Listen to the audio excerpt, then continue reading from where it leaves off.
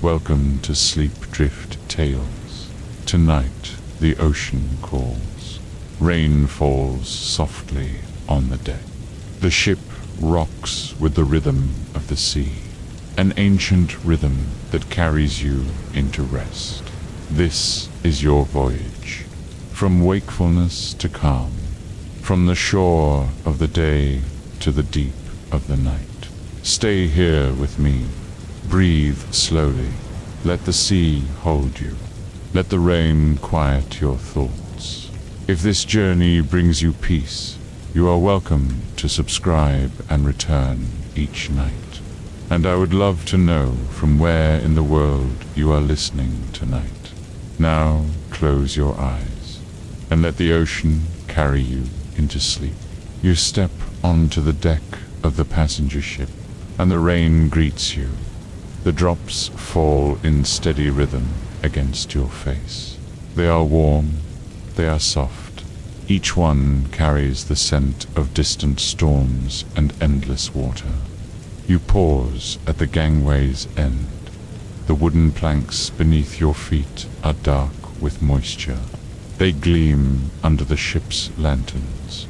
The light reflects in scattered pools, small mirrors that capture the gray sky above, around you. Other passengers move quietly. They carry simple bags. They wear long coats that shed the rain. Their footsteps make gentle sounds against the wet wood. No one hurries. There is time here. There is patience. The ship rocks beneath you, a slow motion that speaks of deep waters. You feel the movement in your legs first, then in your shoulders. The vessel breathes with the ocean. It rises, it falls. It finds its rhythm in the waves below. You walk toward the center of the deck. The rain continues. It taps against the canvas awnings. It runs down the metal railings in thin streams. The sound is constant. It is peaceful. It washes away the noise of the distant shore. Above you, the sky stretches gray and endless. Clouds move in layers. Some hang low and heavy with rain. Others drift higher, thin and silver against the deeper gray beyond. There is no sun visible, only the soft light that filters through the moisture in the air. You reach the ship's railing. Your hands rest on the wet metal. It is cool. Bay against your palms below you. The ocean spreads in all directions. The water is dark green near the ship. It shifts to deeper blue as it reaches toward the horizon. The waves move in long swells. They approach the vessel. They lift it gently. They pass beneath and continue on their journey. The rain strikes the ocean's surface in millions of tiny impacts. Each drop creates a small circle that expands and disappears. The pattern shifts constantly. It is like watching stars appear and fade in a night sky made of water. You breathe deeply. The air is thick with moisture. It fills your lungs with a taste of rain and sea salt. Your body relaxes into the ship's motion. The deck rises beneath your feet. It settles. It rises again. Your breathing finds this rhythm. In with the lift. Out as the ship settles into the trough between waves. Other passengers stand along the railing near you. They are quiet. They watch the water. Their faces are calm. The rain has washed away whatever urgency brought them to this place. Now there is only the journey, only the steady movement across the endless water. A crew member passes behind you. His steps are sure on the wet deck. He knows this motion. He has learned to walk with the ship, rather than against it. His presence is reassuring. He belongs here among the rain and waves. He is part of the vessel's rhythm. You turn and look back toward the stern. The ship's wake spreads behind you in a widening V. The disturbed water is white with foam. It catches what light filters through the clouds. The wake extends back until it blends with the natural pattern of the waves. Soon it will be gone entirely. The ocean will smooth itself. It will show no sign of your passage. The rain falls harder now. The drops are larger. They strike your shoulders and run down your arms. You do not seek shelter. The wetness is welcome. It connects you to the sky and sea. It makes you part of this vast system of water and weather. You walk slowly along the deck. Your footsteps join the ship's sounds, the creak of wood and metal, the whisper of water along the hull, the steady drumming of rain on every surface. These sounds blend into something larger, a symphony of motion and weather, a lullaby of the deep ocean. Near the bow you stop again. Here the ship's motion is more pronounced. You feel the vessel lift over each wave. You sense the moment of pause at the crest, then the gentle descent into the next trough. Your body learns this pattern. Your muscles relax into it. Your mind follows. The horizon ahead is lost in rain and mist. Water and sky blend into a single grey expanse. There is no clear boundary between them. The world has become fluid. Boundaries have dissolved. There is only the endless circulation of moisture, rising from the sea as mist, gathering in clouds, falling as rain, returning to the ocean to begin again. You close your eyes for a moment. The rain continues against your face. The ship rocks beneath you. You are held between sky and sea, between the falling rain and the rising waves. You are part of this movement, this endless circulation, this ancient rhythm that has continued for countless ages. When you open your eyes, the rain has softened slightly. The drops are smaller now. They drift rather than fall. They move with the wind that comes across the water. This wind carries scents from far places, salt and seaweed, distant storms, the freshness of rain-washed air. You begin to walk again. Your steps are slower now, more deliberate. You match your pace to the ship's rhythm. Each step coincides with the vessel, movement through the water. You become synchronized with the journey itself. The deck stretches before you. It is long and mostly empty. A few passengers stand at distant points along the railing. They are like statues placed to contemplate the sea. They do not move quickly. They do not speak loudly. They have surrendered to the pace of the voyage. You pass beneath an awning. For a moment, the rain stops falling on you directly, but you can still hear it. It drums against the canvas above. It runs off in steady streams at the edges. The sound surrounds you. It creates a cocoon of gentle noise that separates you from any thoughts of urgency or concern. Beyond the awning, you return to the open deck. The rain resumes its gentle touch. You welcome it back. It has become familiar, comforting, like an old friend who asks nothing but offers much. You reach a bench placed facing the ocean. The wood is dark with moisture. You sit slowly. The wet surface is cool through your clothes. You rest your hands on your knees. Your breathing deepens. Your shoulders drop. The tension you carried aboard has begun to dissolve in the rain. From this seat, you watch the waves approach the ship. They are not violent. They are persistent, patient.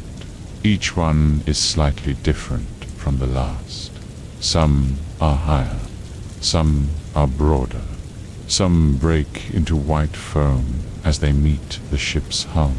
Others pass smoothly beneath, lifting the vessel and continuing on their way. The rain continues its steady fall. You tilt your head back slightly.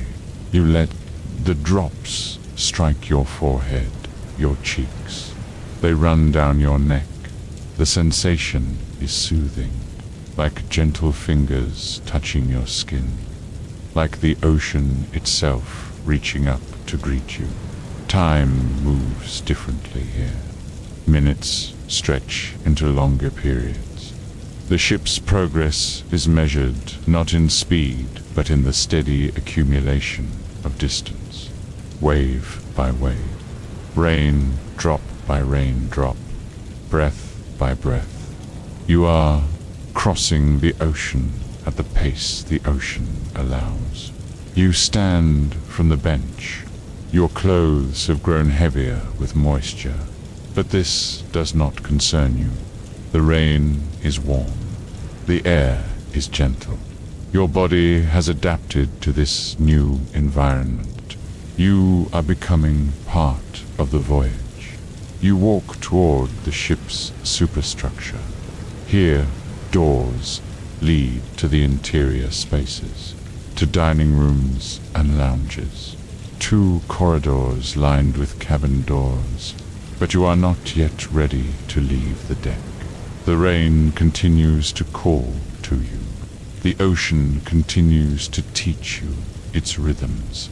You pause at another section of railing. Below you, the water rushes past. It is dark and deep. It carries the ship forward on its journey. You cannot see the bottom.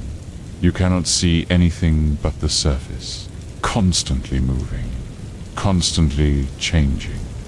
A liquid landscape that stretches beyond every horizon. The rain has found its steady pace now, neither increasing nor decreasing.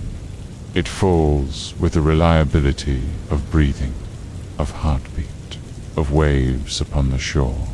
It connects this moment to countless others, to every storm that has crossed these waters, to every voyage that has been taken under rain-filled skies. You turn your face upward again.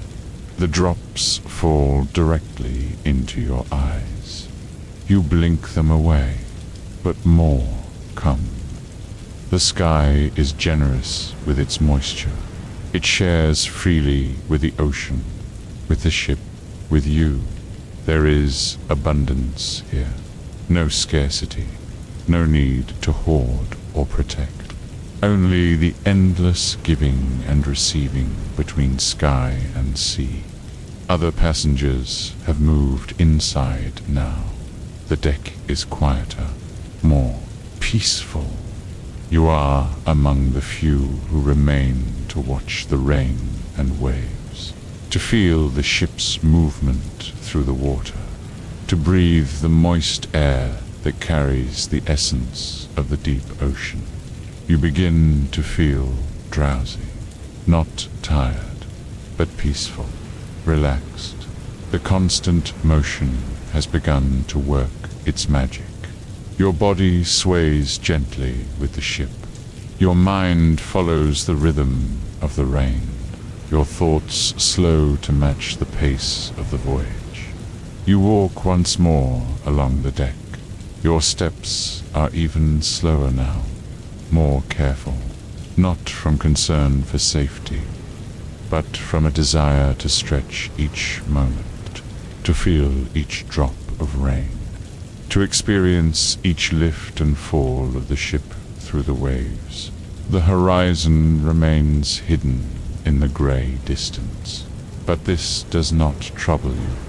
There is no hurry to reach any destination. The journey itself has become the destination. The rain and waves have become your companions. The ship's deck has become your temporary home. You find another bench. This one is positioned near the ship's center. Here the motion is gentler, more predictable. You sit again.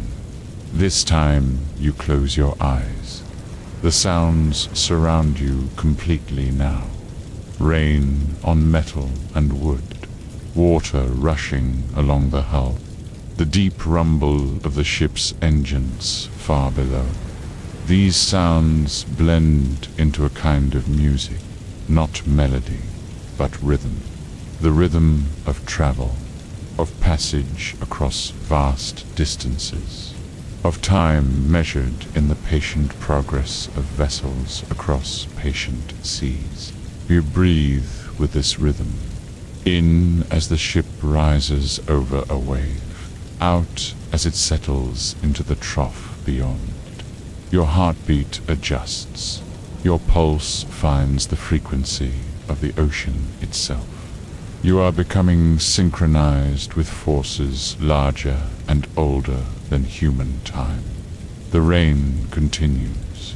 It will continue through the night, through tomorrow, through however many days this voyage requires. It asks nothing of you but acceptance. It offers nothing but the gift of its presence, the constant reminder that you are traveling through water, above water, surrounded by water in all its forms. You open your eyes. The world has grown slightly dimmer, not darker, but softer. The grey light has become more gentle, more diffuse. Day is not ending. It is simply changing, moving toward whatever comes next. Just as you are moving across the water toward whatever destination awaits, you stand once more. Your body has learned the ship's rhythm completely now. You move with it rather than against it. Your steps are sure. Your balance is natural. You have become a passenger in the deepest sense. Someone who allows themselves to be carried rather than someone who struggles to control the journey. The rain falls on your upturned face. It runs down your neck. It soaks into your clothes. But you are not uncomfortable. This wetness has become part of the experience, part of the transition from whatever life you left behind to whatever awaits ahead. You breathe deeply once more. The air fills your lungs with moisture and peace. Your shoulders relax completely. Your hands hang loose at your sides. The rain washes away whatever tension you brought aboard. The ocean accepts it, dissolves it, carries it away in its endless circulation. You are ready now, ready to explore the ship's interior spaces, ready to find your cabin, ready to rest while the rain continues its gentle fall, and the ocean continues its patient work of carrying you across its vast expanse. The deck will remain here. The rain will continue. The waves will keep their rhythm. When you return, they will welcome you back. They will continue the work of peace they have begun. They will help you remember that travel at sea moves at the pace of tides and weather, not at the pace of human urgency. You walk toward the nearest door. Your hand finds the handle. The metal is cool and wet. Behind the door, corridors wait, stairs leading to other levels, passages that will guide you deeper into the ship's protective embrace. But for now, you turn back once more. You look out over the railing at the endless water, at the rain falling into the sea, at the waves that continue their ancient work of moving water from here to there, from now to then, from this moment into the next. You are part of this now, part of the rain's journey from sky to sea, part of the ocean's patient crossing of vast distances, part of the ship's steady progress through weather and time. The rain falls, the waves rise and fall. The ship rocks gently in their embrace. And you are ready to continue this journey into rest. You walk slowly toward the ship's interior, but the rain calls you back. The door handle slips from your wet fingers. You turn again toward the endless gray expanse. The ocean has grown larger somehow, more vast. The rain has softened the boundaries between water and sky until there is only one continuous element surrounding the ship. You return to the railing. Your hands rest again on the wet metal. The surface has grown familiar under your palms, like touching the edge of the world itself below you. The waves continue their patient work. They lift the ship, they lower it, they carry it forward through their liquid landscape. The horizon has disappeared entirely now. Rain and mist have erased the line where sea meets sky. The world has become spherical around you, a dome of gray moisture that moves and shifts but never reveals what lies beyond. You are traveling through the heart of weather itself. A gentle wind begins to move across the deck. It carries the rain at a slight angle now. The drops strike your face from the side rather than from above. The wind brings scents from places you cannot see, salt and seaweed, the metallic smell of rain on metal, the deep organic scent of ocean water that has traveled from distant places. You begin to walk along the deck again. Your footsteps make soft sounds against the wet planking. Each step sends small ripples through the accumulated rainwater. The ripples spread outward and disappear, like the ship's wake, like your passage through this moment, here and then gone, but part of some larger movement. Other passengers have emerged from the interior spaces. They move as you do, slowly, deliberately. The rain has taught them patience. They stand at various points along the railing. They sit on benches. They walk without destination. The ocean has given them permission to exist without hurry. Pass, a woman standing near the bow. She holds a cup of something warm. Steam rises from the surface and mixes with the rain. Her face is calm. Her breathing is deep and regular.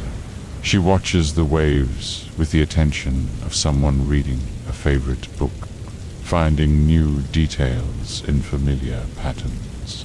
The ship's motion has become more pronounced, not rougher, but deeper, more complete. Each wave lifts the entire vessel from bow to stern. You feel the lift begin at your feet.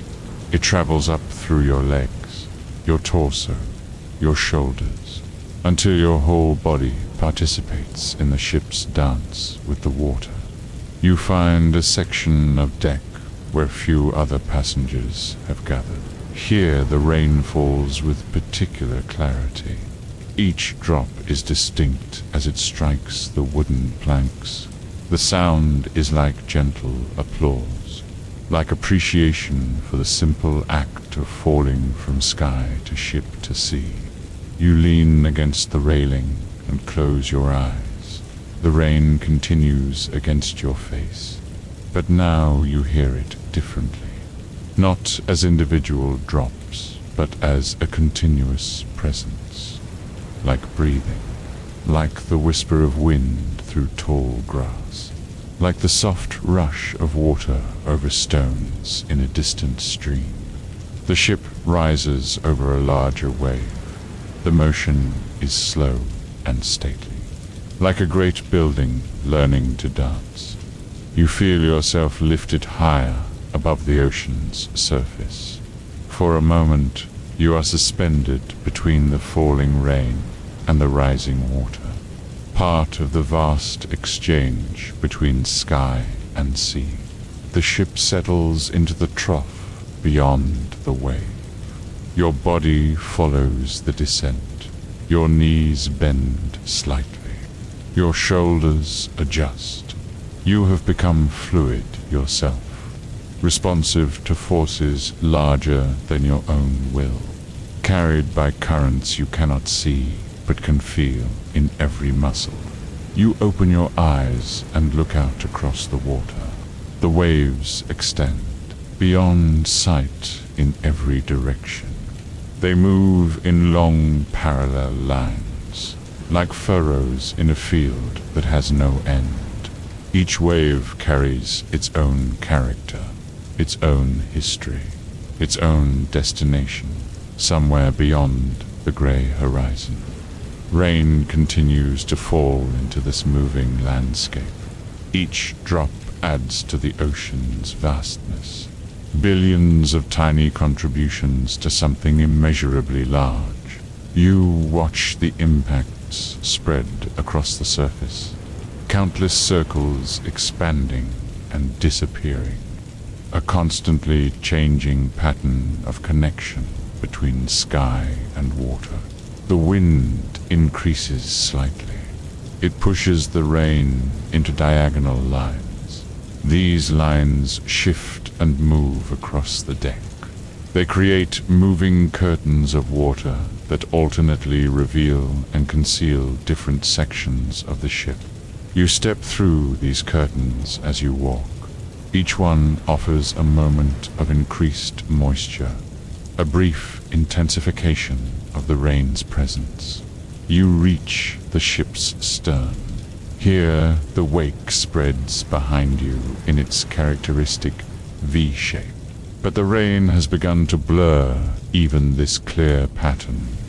The disturbed water mixes with the natural texture of waves and rain impacts. Soon, the wake will disappear entirely. The ocean will show no sign of the ship's passage. This thought brings peace rather than melancholy. To move through the world leaving no permanent mark. To be carried by forces greater than yourself. To participate in cycles larger than human time. The rain and ocean offer this gift, the permission to be temporary, to pass through without grasping. You turn from the stern and begin another slow circuit of the deck. Your pace has slowed even further. Each step is deliberate, considered, not from caution, but from a desire to fully experience the motion, to feel the interaction between your weight and the ship's movement through the water. Near the port side, you discover a small area partially sheltered by the superstructure. Here, a few passengers have gathered quietly. They sit on benches arranged in a semicircle, some red books that they protect carefully from the rain. Others simply sit and watch the water. Their presence is companionable without being social. You find an empty bench among them. The wood is wet, but not uncomfortably so. You sit and join the quiet observation of the sea. No one speaks. The rain provides all the conversation necessary. Its steady voice tells stories of distant weather, of storms moving across vast distances, of clouds gathering and releasing their moisture in an endless cycle. From this position, you can see both the ship's railing and part of its superstructure. The vessel's size becomes apparent. It is large enough to carry hundreds of passengers, solid enough to push through significant weather, but small when measured against the ocean that holds it. A temporary island moving through an element that has no permanent islands. The rain has found different voices on different surfaces. On the canvas awnings above, it drums with hollow resonance. Against the metal railings, it chimes like small bells. On the wooden deck, it whispers with the soft percussion of water on wood. These sounds layer together into a complex harmony, a symphony of weather and travel. A crew member appears from a doorway. He checks various fittings and fastenings. His movements are efficient but unhurried. He has learned to work with the ship's motion rather than against it. His presence is reassuring. He represents the accumulated knowledge of sea travel, the understanding that weather and waves are partners rather than opponents. The rain continues its vertical journey from gray sky to gray sea, but the wind gives it horizontal movement as well. Raindrops arc and curve as they fall. They trace invisible paths through the air. Some are caught by the wind and carried far from where they began. Others fall straight down to strike the deck near your feet. You extend one hand beyond the shelter's edge. The rain strikes your palm. With gentle insistence, the drops are warm. They carry the temperature of the clouds from which they fell. Your hand becomes a small landscape that the rain explores, following the lines of your palm, gathering in the hollow of your cupped fingers. Time continues its slow progress, but measured now in waves rather than minutes, in the rhythm of rain rather than the tick of clocks. You have entered a different relationship with duration, one that moves at the pace of weather rather than the pace of human schedules. You close your eyes again and listen more deeply. Beneath the rain's voice and the waves' conversation, you hear the ship itself, the subtle creak of wood and metal under stress. Not the stress of damage, but the stress of use, of purpose. The ship flexes and responds to each wave. It is alive in its own way, a wooden and metal creature swimming through liquid terrain. Deep below, the engines maintain their steady rhythm, not fast, but consistent. They provide just enough power to maintain steerage and progress. The real work of movement is done by wind and current, by the cooperation between vessel and ocean. The engines simply ensure that cooperation continues. The horizon remains invisible, lost in the rain and mist that surround the ship. But this hidden boundary has become less important. The journey is not about reaching the horizon. It is about existing within this gray sphere of weather and water, about learning to move at the pace of tides rather than the pace of schedules. Another passenger joins your quiet group, an older man with a weathered face. He sits without speaking and pulls a small thermos from his coat. The steam that rises when he opens it smells of coffee and warmth. He offers the cup to anyone who wants to share. The gesture is simple, natural. The rain has created a community of those willing to be wet together. You accept a small amount of the warm liquid. It tastes of distant places, of mornings in cafes that exist beyond this grey sphere of weather. But it also tastes of this moment, of rain and salt air, of the strange comfort found in being properly soaked while safely seated on a vessel that knows its business with the sea. The coffee warms your throat and chest. It spreads through your body like a small internal sun, but it does not make you want to escape the rain. Instead, it helps you appreciate the contrast, the warm liquid and the cool drops, the internal heat and the external moisture. These opposites create balance rather than conflict. You return the cup with a quiet nod of thanks. The man refills it and offers it to the next person. The thermos passes around the small group. Shared warmth in the midst of endless rain. Community created by weather rather than by words. The ship encounters a series of larger waves. The motion becomes more complex. You feel the vessel climb each wave's face, pause at the crest, then slide down the back into the trough beyond. Your body learns to anticipate these movements, to lean slightly into the turns, to relax during the descents. Rain falls harder for several minutes. The drops become more substantial. They strike with greater force. The sound increases accordingly.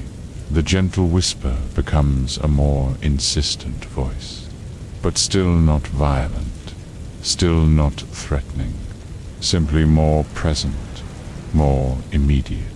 You stand and move back into this heavier rain. Your body is already wet, so the increased intensity makes little difference in comfort, but it makes a significant difference in sensation. The rain becomes more tactile, more physical, like standing in a vertical stream that has no beginning and no end. The deck around you empties as other passengers seek shelter from the heavier precipitation, but you remain, along with a few others who have found peace in surrendering to weather rather than avoiding it. You are the ones who have learned that resistance to rain is futile, that acceptance is more comfortable than struggle. You walk to a section of deck where no awnings or structures provide protection. Here the rain falls with complete freedom. It strikes your head and shoulders with steady presence. It runs down your arms in small rivers. It gathers in the fabric of your clothes and creates weight that grounds you more firmly to the ship's deck. Looking up into the grey sky, you see no source for the rain, no individual clouds, no weather front. Only an endless grey expanse that produces moisture as naturally as breathing produces breath. The sky has become a single entity devoted to the act of rain, and you stand beneath it, equally devoted to the act of receiving. The ocean around the ship has changed character in the heavier rain. The surface texture is different, more complex. Each raindrop creates its expanding circle. But now there are so many that the circles overlap and interfere with each other. The result is a constantly shifting pattern of ripples and wavelets that ride on top of the larger swells. This layered water, rain effects on top of wave patterns, creates a visual rhythm that matches the audio rhythm of precipitation on various surfaces. Your eyes and ears work together to appreciate the complexity of water in motion. Water falling, water rising, water carrying the ship forward through its own endless circulation. The heavier rain begins to ease. The drops become smaller again, more widely spaced. The intense presence fades back to the gentle companionship you experienced earlier. But you have been changed by the brief intensity, reminded that weather has many voices, many ways of making its presence known. You return to the sheltered area where the other passengers continue their quiet observation. Your clothes are heavier now, more thoroughly saturated, but your body has adapted completely. The wetness has become normal, expected, even comforting, like being embraced by the weather itself. You sit again on the wet bench. Water runs from your hair down your neck. It pools in the creases of your clothing, but these sensations no longer register as discomfort. They are simply information, data about your current environment, evidence that you are fully present in this place and moment. The ship continues its patient progress through the grey sphere that surrounds it. Waves continue their work of lifting and lowering. Rain continues its vertical journey from invisible heights to visible sea.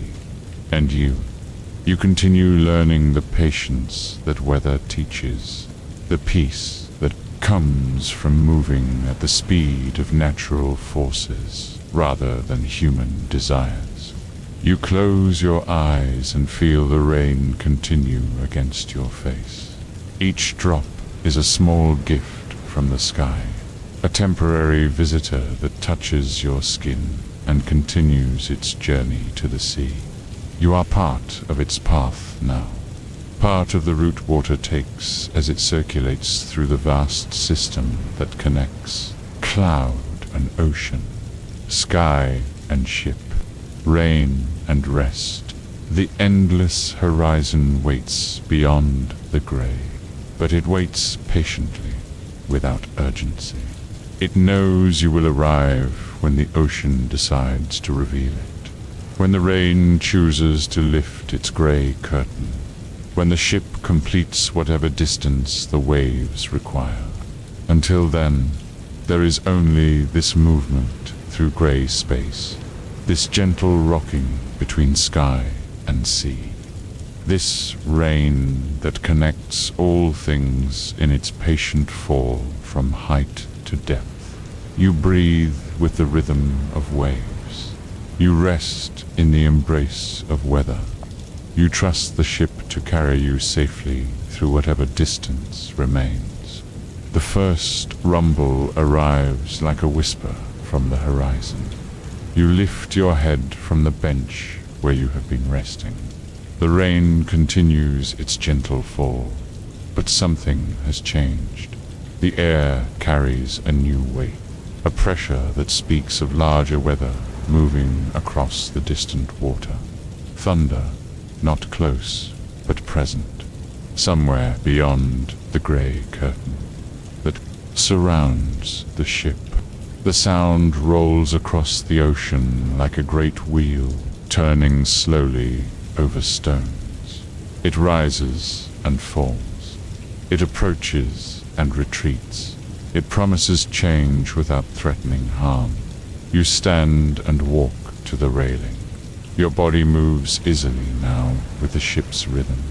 The wetness of your clothes has become comfortable, familiar.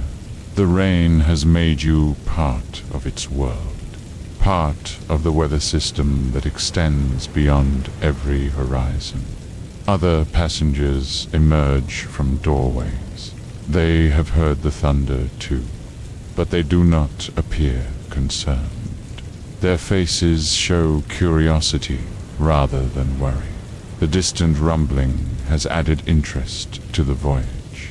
A new voice joining the conversation between rain and waves. The thunder comes again, longer this time. A sustained roll that begins somewhere in the invisible distance and travels across the water to reach your ears. The sound seems to come from below as much as from above, as if the ocean itself participates in creating these deep tones. You close your eyes and listen more carefully. The thunder has layers, like the rain's multiple voices on different surfaces. There is the initial crack that begins each rumble, then the sustained roll that follows, finally the fade into silence before the next wave of sound arrives. Between thunder rolls, the rain seems quieter, more gentle, as if it defers to this larger voice, as if it steps aside to let the deeper sound pass through. But it never stops entirely. It maintains its steady presence, while the thunder adds occasional emphasis. The ship continues its patient progress. The waves show no sign of the distant storm. They maintain their regular pattern of long swells that lift and lower the vessel in predictable rhythm. The thunder comes from weather that has not yet reached this place. It is announcement rather than arrival. You walk along the deck. Your footsteps splash in the accumulated rainwater. The sound mixes with the approaching thunder to create a rhythm of movement and weather. Your steps, small and immediate. The thunder, vast and distant, both part of the same composition of sound and travel. A crew member checks the fastenings on one of the lifeboats. His movements are routine, practiced. He shows no concern about the distant thunder. His presence reassures you that this weather, whatever it may be, falls within the normal range of ocean experience. It is something to be acknowledged rather than feared.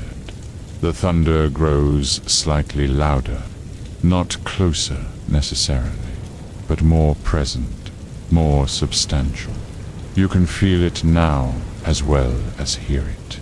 The sound waves reach your chest and create a gentle vibration, like standing near a large drum that someone strikes with soft mallets. Rain continues to fall into the ocean around the ship.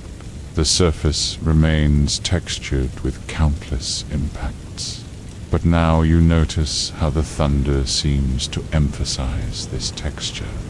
Each rumble makes you more aware of the rain's constant presence. The distant sound highlights the nearby sensation. You find a new position at the ship's bow.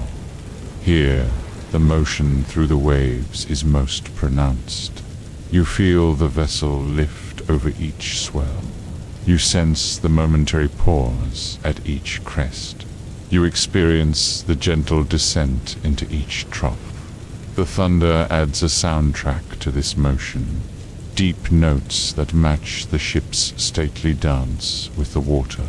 The horizon remains invisible, but the thunder suggests vast spaces beyond the gray curtain.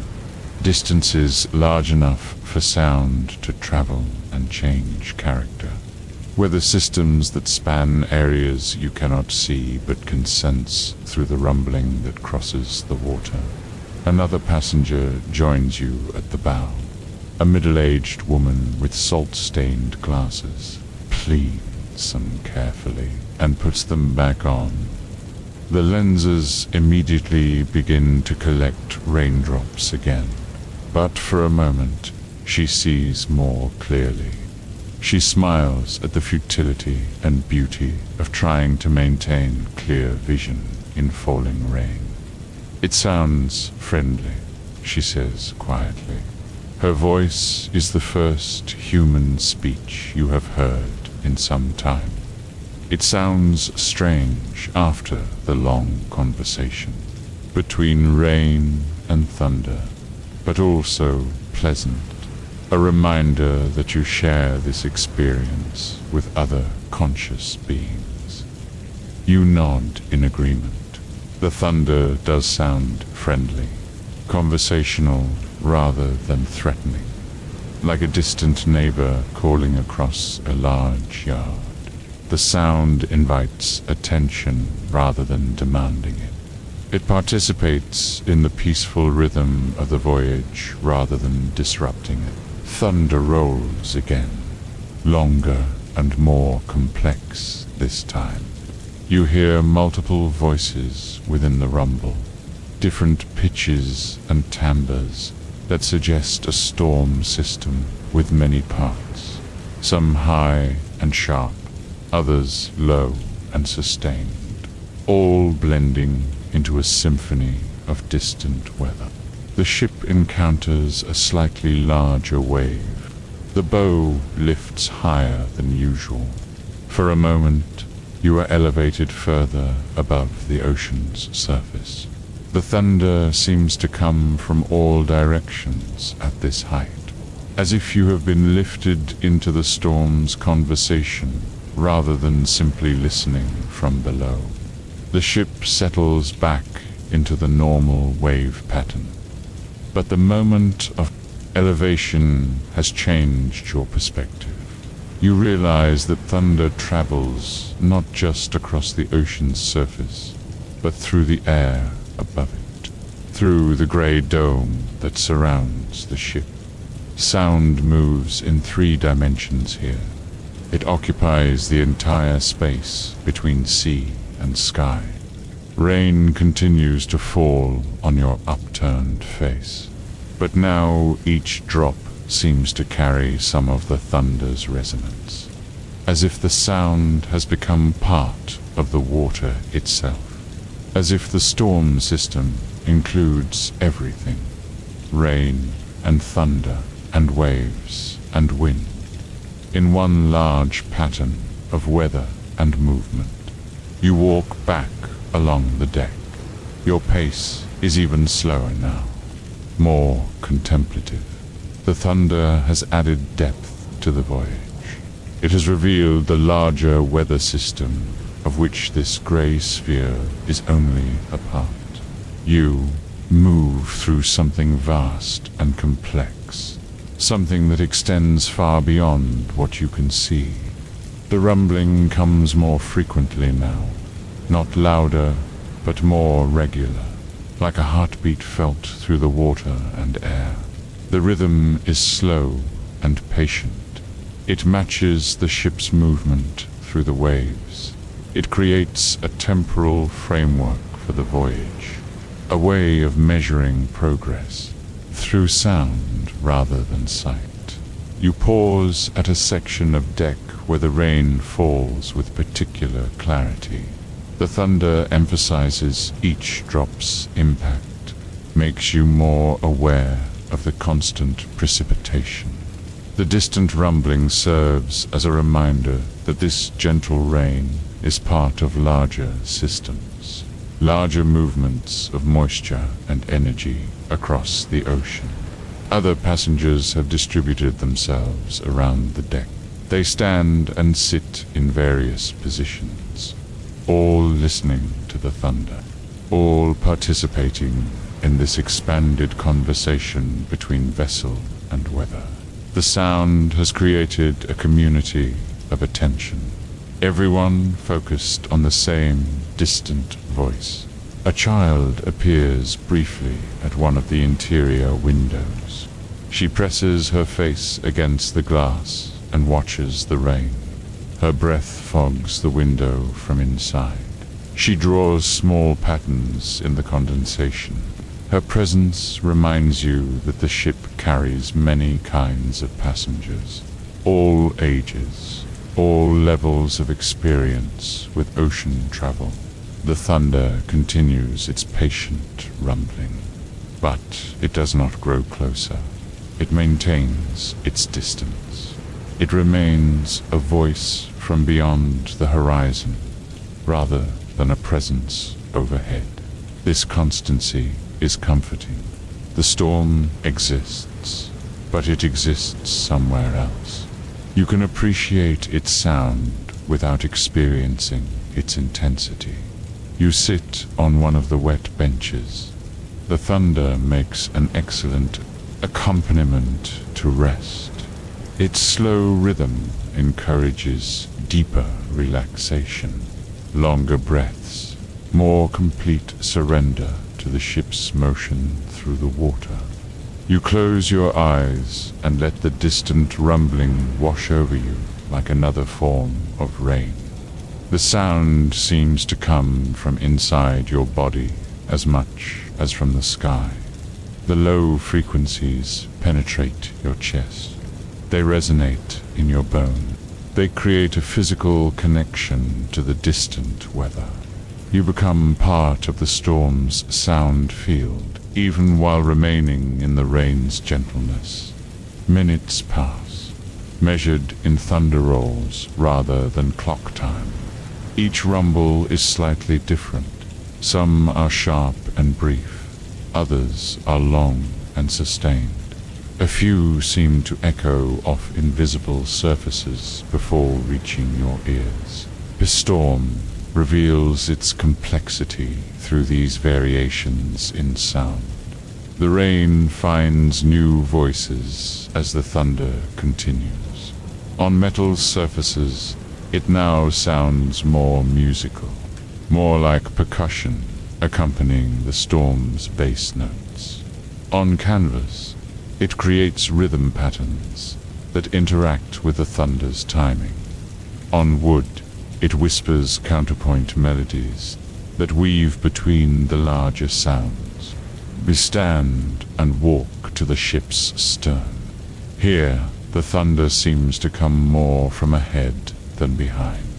The storm system is not following the ship. It exists in its own location, following its own path across the water. You and the storm are simply sharing this vast ocean space. Two travelers moving through the same liquid landscape. The ship's wake spreads behind you. But even this clear sign of passage seems temporary under the thunder's influence.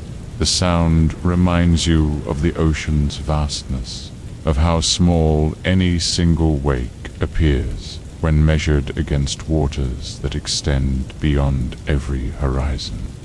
Thunder rolls again, and this time you hear an echo. The sound bounces off some distant surface and returns altered, softer, changed by its journey through the gray air. This echo suggests structures beyond sight, perhaps other vessels, perhaps land masses hidden in the rain and mist, perhaps simply the sound reflecting off different layers of cloud and moisture. The echo adds complexity to your understanding of the space around the ship.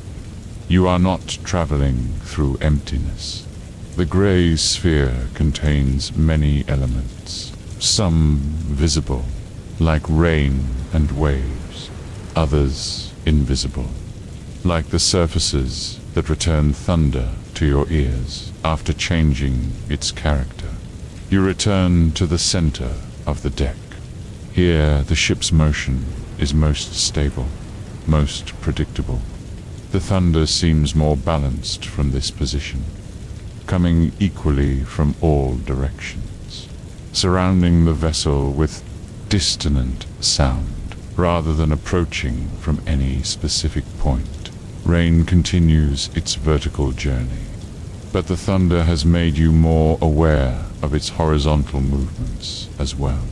Wind carries some drops sideways. Air currents lift others higher before they fall. The precipitation participates in complex, three-dimensional patterns that the thunder's sound helps reveal. A crew member emerges to check the deck's drainage systems. Water flows steadily toward the scoopers.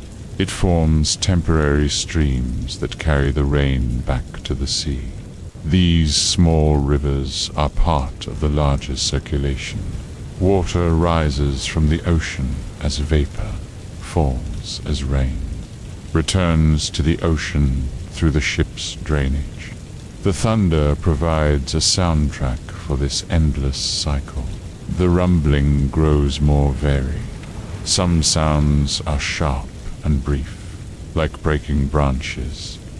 Others are long and rolling, like boulders tumbling down hillsides.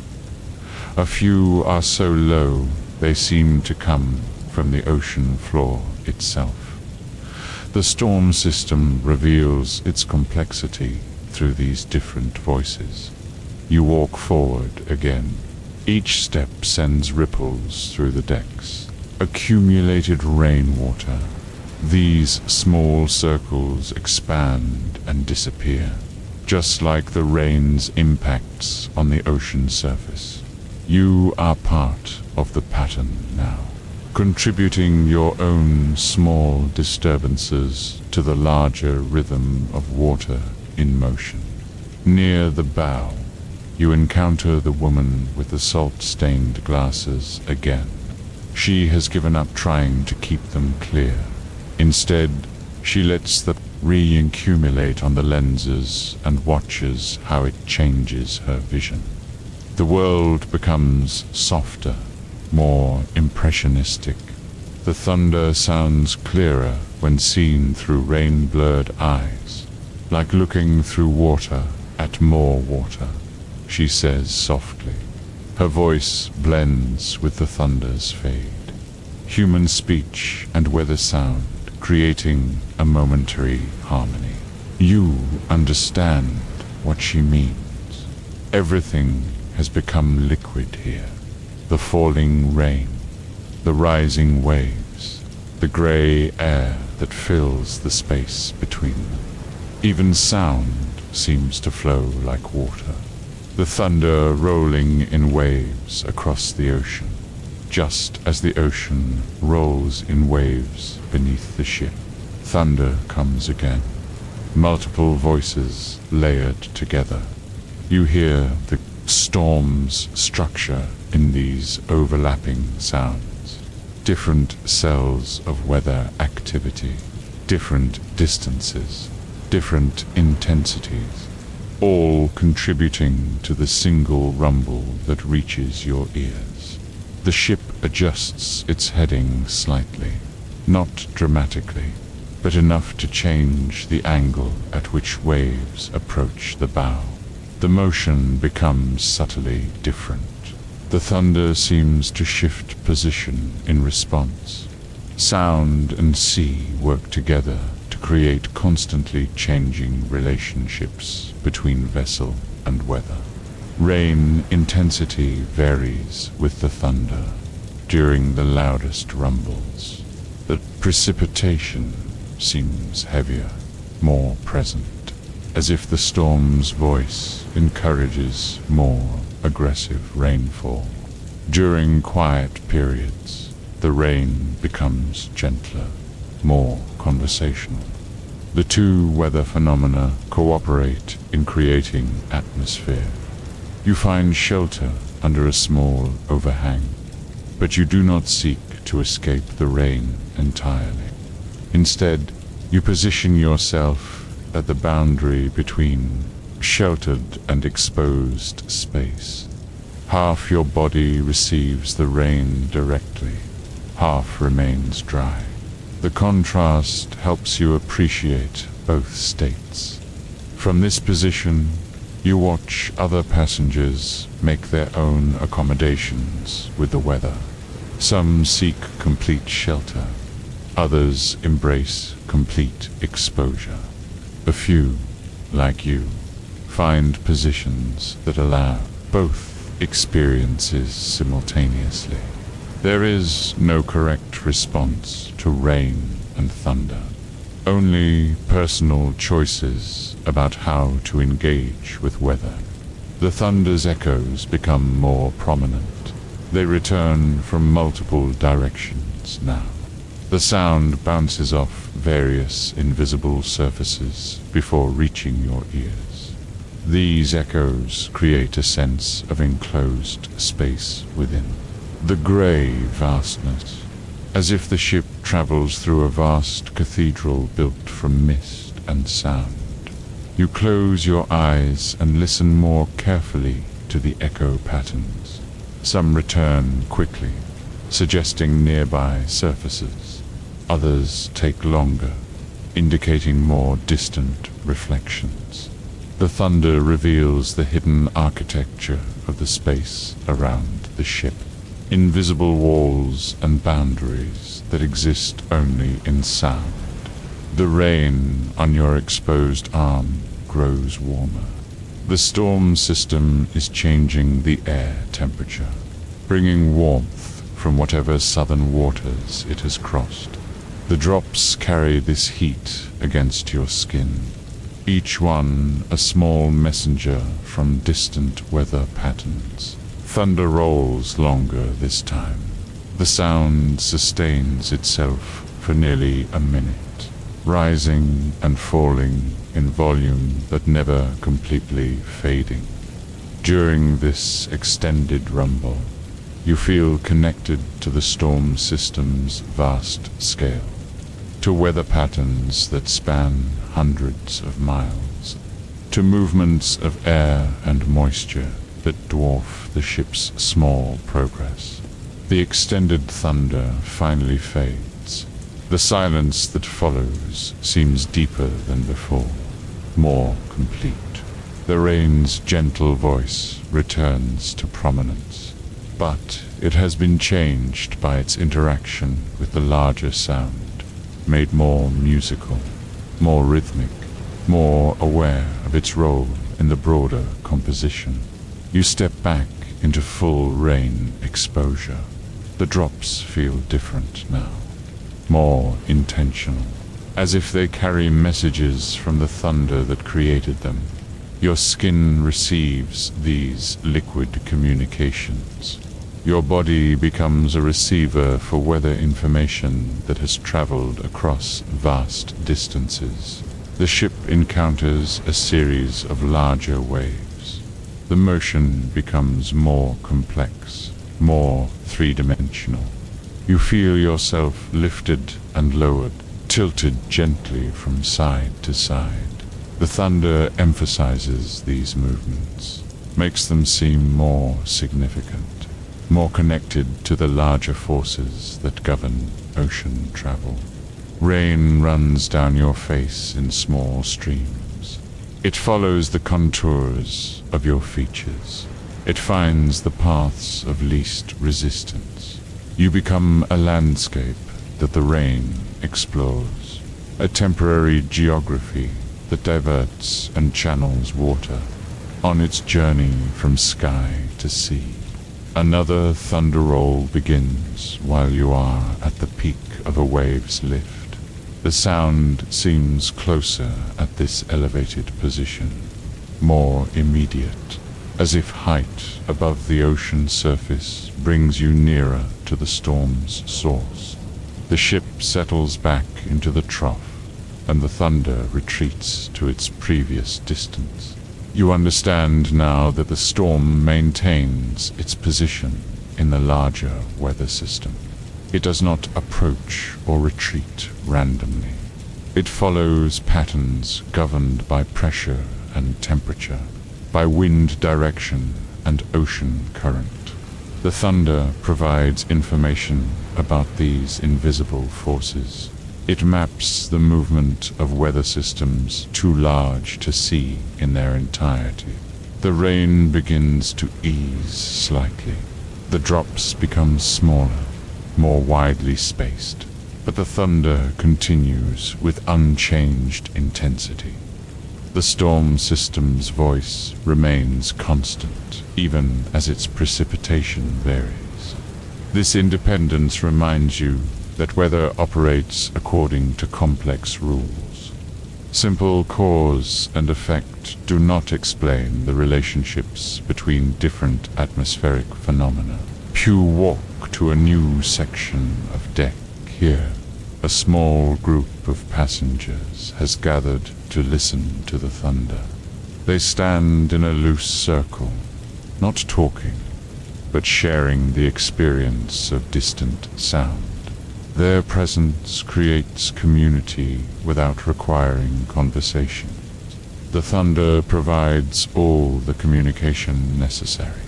A particularly sharp crack precedes the next rumble. The sound is different, more immediate, more electric. It suggests lightning somewhere beyond the gray curtain. Visible light would accompany this sound if the mist were thinner, but you receive only the audio portion of the storm's display.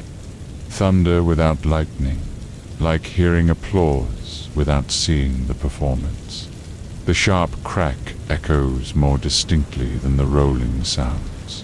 It bounces off surfaces and returns changed. Some echoes are immediate, others are delayed. The pattern creates a brief percussion section in the weather's ongoing symphony. Sharp reports and their softer responses layering together in complex rhythm. You sit on a nearby bench. The wet wood has grown familiar under your body, comfortable in its saturated state. The thunder makes an excellent companion for seated observation. Its slow rhythm encourages patience. Its distant origin encourages contemplation of vast spaces beyond immediate experience. Rain falls on your hands as they rest on your knees. Each drop is slightly different in size and impact. Some strike with gentle persistence, others barely register as sensation. The variety reminds you that weather operates at many scales simultaneously. Individual drops and vast storm systems, brief impacts and sustained rumbling, all part of the same complex phenomenon. The thunder's pattern begins to change. The intervals between rumbles grow shorter, not because the storm is approaching, but because its internal activity is increasing. More cells of thunderstorm activity, more opportunities for sound to emerge and travel across the water. The weather system is becoming more complex rather than more proximate. This increase in activity makes the rain seem more purposeful, more directed, as if the storm's enhanced voice encourages more assertive precipitation. The drops maintain their gentleness, but they fall with greater determination, with more obvious intention to reach the ocean and continue their circulation. You stand and move to the ship's side. Here, the thunder seems to wrap around the vessel, coming from port and starboard simultaneously. The storm system has grown large enough to span the ship's entire acoustic horizon. You are traveling through weather rather than simply near it. The ocean around the ship shows signs of the distant storm's influence. The waves are slightly larger, more energetic, not rough, but more animated, as if they respond to the thunder's voice by increasing their own activity. Sound and sea cooperating to create enhanced conditions for travel. Rain falls more steadily now. The increase is gradual but noticeable. More drops per second. More impact sounds on the ship's surfaces. The gentle voice becomes more insistent without becoming harsh, like a friend who speaks more urgently while maintaining a caring tone. thunder rolls almost continuously now. One rumble begins before the previous one has completely faded. The sounds overlap and interfere with each other. They create harmony and dissonance in turn. The storm system has become an orchestra with multiple sections playing simultaneously. You close your eyes and let this audio complexity wash over you. The layered thunder sounds like distant surf, like wind through vast forests, like the breathing of some enormous sleeping creature. All these metaphors and none of them. The sound is uniquely itself, uniquely weather, uniquely the voice of disturbance, moving through air and reaching your ears across miles of water.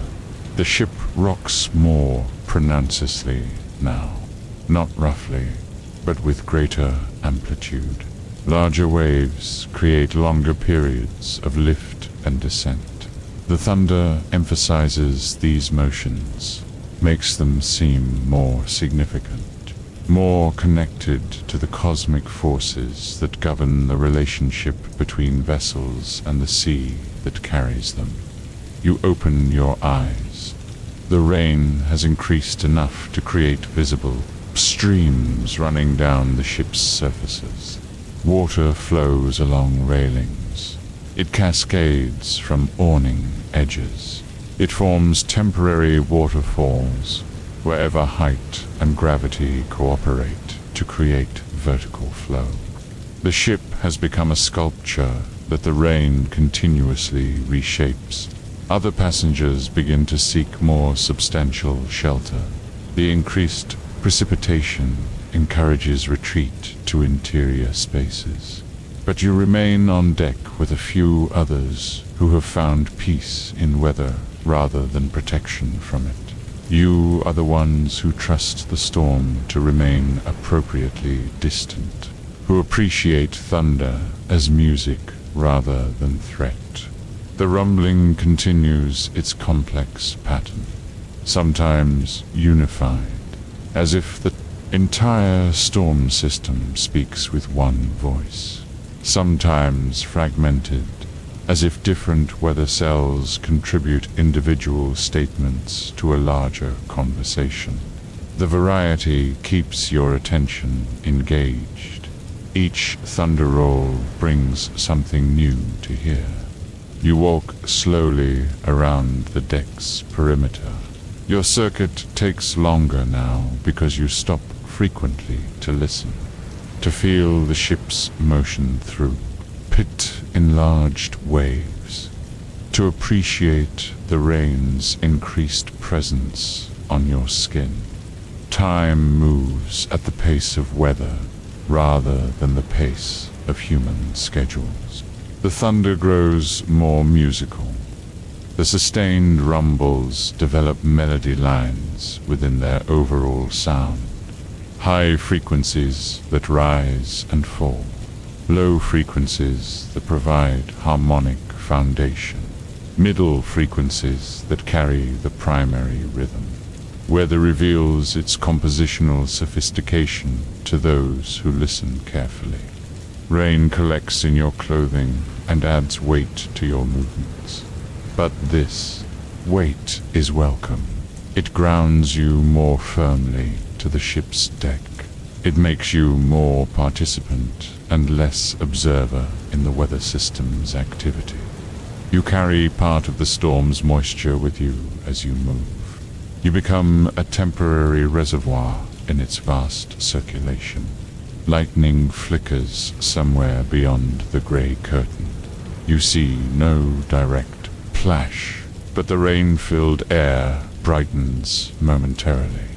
The light is diffuse, filtered through countless water droplets until it becomes a gentle glow rather than a sharp illumination. This soft lightning makes the thunder more immediate, more visibly connected to its source. The brief brightening reveals the rain's density. For a moment, you see the individual drops as they fall, millions of them creating vertical lines between sky and ship, between cloud and ocean. The sight is beautiful and overwhelming, a reminder of weather's incredible scale and complexity. Darkness returns, but your understanding has been enhanced. You now know that the rain around you has substance and pattern that normally remain invisible. The thunder continues to provide audio information about the storm's activity, but now you have visual confirmation of the system's impressive scope. You find a position where you can rest against the ship's superstructure. The metal wall is cool and wet against your back. It conducts the ocean's vibrations directly to your body. You feel the waves' rhythm through the hull. You sense the engine's distant pulse through the steel. The thunder adds its voice to these physical sensations. Prove this supported position. You can close your eyes and experience the storm purely through sound and touch. Thunder from above and around, wave motion from below. Rain impacts on your exposed surfaces, wind pressure against your face. All your senses participate in understanding the weather system that surrounds, but does not threaten the vessel. The thunder begins to fade, not in volume but in frequency. The rumbles become more widely spaced. The storm system is not departing. It is settling into a more stable pattern, less chaotic, more rhythmic, more predictable in its vocal contributions to the voyage. Rain continues with steady determination, neither increasing nor decreasing, having found its appropriate intensity for accompanying sustained thunder. The two weather phenomena have achieved balance, neither competing with the other for prominence, both contributing to the complex atmosphere that makes ocean travel memorable. You remain against the supporting wall. Your body has adapted completely to wetness, to motion, to sound. You have become part of the ship's passenger load, part of the weather system's temporary collection of moisture, part of the ocean's vast equation of vessels and waves and storms and time. The thunder rolls once more, long and satisfied, like a great creature settling into comfortable sleep. The sound promises continued presence without demanding continued attention. It will remain part of the voyage's soundtrack, but it no longer insists on being the primary voice. You breathe deeply. The air is thick with moisture and sound, rich with the evidence of vast weather systems and endless water. Your lungs accept this atmosphere gratefully. Your body processes the humidity and returns it to the circulation that connects your breathing with cloud formation, with precipitation, with the eternal movement of water through air and sea. The storm has settled into its distant position. The rain has found its sustainable rhythm. The ship continues its patient progress through weather that has revealed its benevolent intentions. You are ready now to explore the vessel's interior spaces, to find warmth and shelter while the thunder maintains its watch beyond the horizon. 2. Rest while the rain continues its gentle work and the ocean continues its eternal conversation with the sky. You walk toward the ship's interior, and this time the door opens easily under your hand. The handle turns smoothly. The door swings inward on well-oiled hinges. Behind you, the rain continues its conversation with the deck. The thunder maintains its distant rumbling, but ahead, a different world awaits, warm and dry, quiet in a new way. You step across the threshold. Your wet shoes make soft sounds against the interior flooring. The door closes behind you with a gentle click. Suddenly, the rain's voice becomes muffled. The thunder grows distant. You have entered the ship's protected spaces, where weather becomes background rather than foreground. The corridor stretches ahead of you. It is lit by warm electric bulbs placed at regular intervals. The light is yellow rather than white, soft rather than harsh. It creates pools of illumination separated by areas of comfortable shadow. Your eyes adjust gradually from the grey light of the storm to this golden interior glow. Other passengers move quietly through the corridor. They nod as they pass. Their clothes show various degrees of wetness. Some have embraced the rain as completely as you have. Others have sought shelter more quickly. All appear peaceful, content with their individual decisions about weather engagement. You walk slowly down the corridor. Your pace remains unhurried. The ship's motion continues here, perhaps more noticeable because you cannot see the waves that cause it. The corridor tilts gently from side to side. The floor rises and falls beneath your feet, but the motion seems gentler now, cushioned by the ship's structure, protected by walls and roof. Doors line both sides of the corridor. Each bears a number painted in simple black numerals. Behind these doors, private spaces wait. Cabins where passengers can rest completely apart from weather, where the storm's voice becomes even more distant, where individual comfort takes precedence over shared experience. You find your cabin number among the others. The door is made of dark wood polished to a gentle sheen. The metal handle is brass that has been worn smooth by countless hands. You turn it slowly.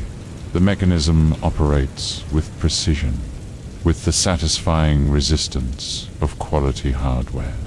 The cabin door opens to reveal a small but complete space. A narrow bed with white linens, a small desk and chair positioned beneath a porthole. A closet barely large enough for a few garments. Everything is simple, functional, designed for the specific requirements of sea travel. You enter and close the door behind you.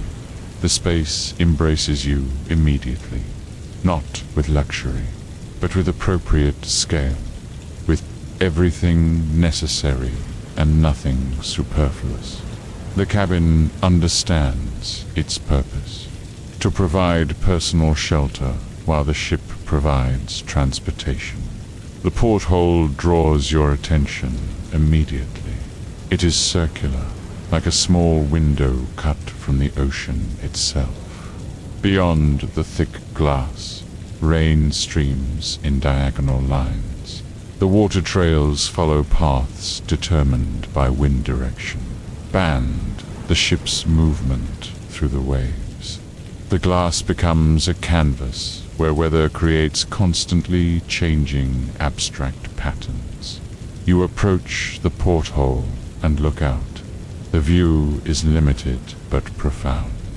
Grey water extends to the grey horizon. Rain falls between your window and that distant line where sea meets sky.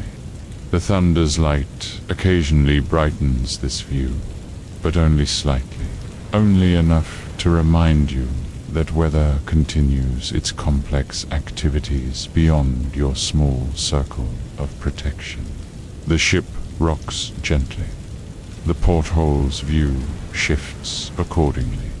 Sometimes you see more sky, sometimes more oceans. The boundary between them moves up and down within the circular frame. This motion creates a kind of natural cinema, an ever-changing display of sea and weather projected onto the round screen of your window. You sit on the narrow bed. The mattress is firm but not uncomfortable. It accommodates the ship's motion well. When the vessel rocks, the bed rocks with it. You are still part of the ocean's rhythm, still participating in the wave patterns that lift and lower the ship. But now you experience this motion as comfort rather than sensation. The cabin's walls are lined with dark wood. The grain is visible but subtle. The finish is smooth but not glossy. Everything suggests careful craftsmanship applied to simple materials, appropriate luxury for ocean travel, elegant without being ostentatious. You remove your wet outer garments. They are heavy with accumulated rain. You hang them on hooks provided near the door. Water drips steadily from the fabric onto a small mat placed for this purpose.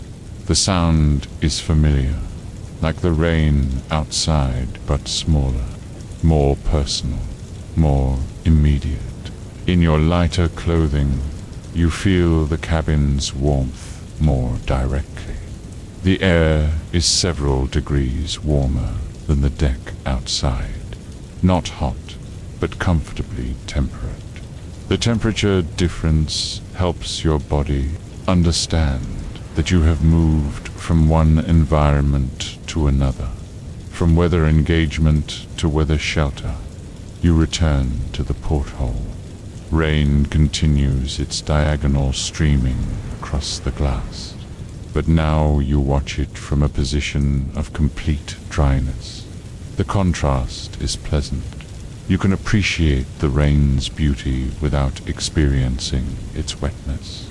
You can observe the storm's activity without participating in its immediate effects. Thunder rumbles, muffled by the cabin's walls, but still audible. The sound has changed character in this enclosed space. It seems more distant, more theoretical, like reading about storms rather than standing in them. But it remains present, still part of the voyage's soundtrack, still evidence of the larger weather system through which you travel. The ship encounters a larger wave. The cabin tilts more pronouncedly. Your body automatically adjusts. Your hand finds the desk's edge for balance. The motion is brief and smooth, a reminder that no walls can completely separate you from the ocean's influence. Even here, in your private shelter, you remain subject to the sea's larger rhythms. You open the small closet and find additional blankets stored on the upper shelf. They are made of wool, thick and soft. The fabric holds warmth well. You remove one and spread it across the bed. Its weight is reassuring. Its texture is comforting against your skin. The blanket smells faintly of salt air and storage. Not unpleasant, but clearly maritime. It has absorbed the ship's atmosphere over time. It carries the essence of previous voyages, of other passengers who have sought similar comfort in similar weather. The blanket connects you to a long tradition of travelers finding rest at sea. You lie down on the bed and pull the blanket up to your chest. The wool is immediately warming. It traps your body heat and creates a small climate of comfort. Outside, The rain continues. The thunder rumbles. The waves lift and lower the ship. But inside, you are beginning to transition from traveler to sleeper. The porthole continues to stream with rain. The water creates constantly changing patterns on the glass. Some trails are straight, others curve and waver. A few divide and merge like small rivers exploring temporary tell landscapes. Watching these water paths is hypnotic, calming, like observing a slow dance performed by weather itself. You close your eyes and listen to the cabin's particular soundscape. The rain is quieter here, filtered through walls and glass. The thunder is more distant, reduced to gentle rumbling rather than sharp reports. The ship's mechanical sounds are more prominent. The subtle hum of electrical systems, the distant pulse of engines, the soft creak of wood and metal under the gentle stress of wave motion. These interior sounds create a different kind of peace than the decks where the symphony. They speak of human engineering applied to ocean travel, of systems designed to make sea passage comfortable and safe, of the accumulated knowledge that allows vessels to carry passengers safely across vast distances. You open your eyes and watch the porthole again. The rain has intensified slightly. The water trails on the glass are more numerous, more complex. They interfere with each other and create patterns that shift and change every few seconds. The view becomes more abstract, more purely visual, less obviously connected to weather, and more obviously connected to art. Lightning flickers somewhere beyond your small window. The rain-streaked glass brightens momentarily. The water trails become visible in sharp relief, like silver threads drawn across a dark surface. The effect lasts only seconds, but it transforms your porthole into a temporary stained glass window. A brief display of light and water working together to create beauty. The lightning fades. Normal gray light returns to the porthole, but the memory of brightness lingers. You have been reminded that even storms contain moments of illumination. Even gray weather includes sudden gifts of clarity and beauty. The ship rocks more pronounced for several minutes, not roughly, but with greater amplitude. You feel yourself gently rolled from side to side. The motion is soothing rather than disturbing, like being rocked in an enormous cradle. The blanket's weight helps ground you to the bed, helps you move with the ship rather than against it. Thunder rolls, closer this time. The sound penetrates the cabin walls more directly, but even this proximity does not create anxiety. The cabin's warmth and dryness provide complete psychological shelter. The storm can approach without causing concern. Weather remains interesting rather than threatening. You adjust your position on the bed. The narrow space encourages a specific kind of rest. You cannot sprawl as you might on land. Instead, you must find comfort within defined boundaries.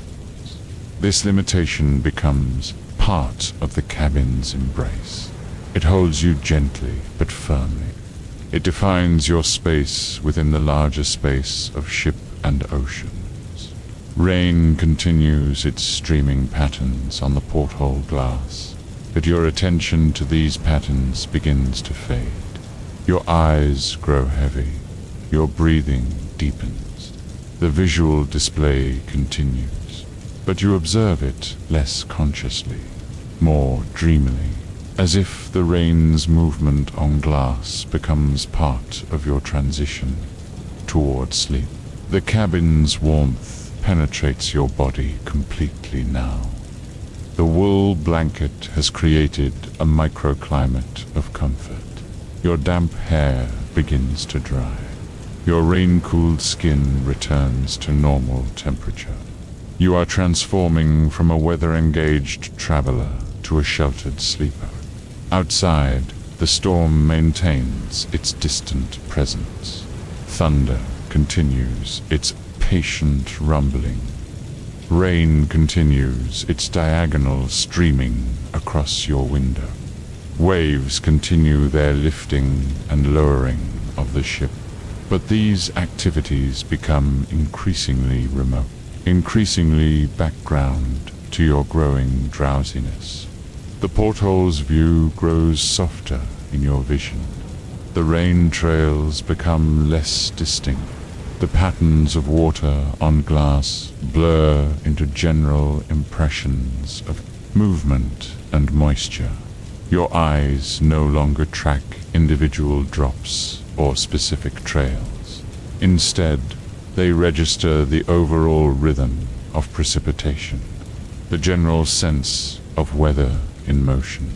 Your breathing synchronizes with the ship's movement through the waves.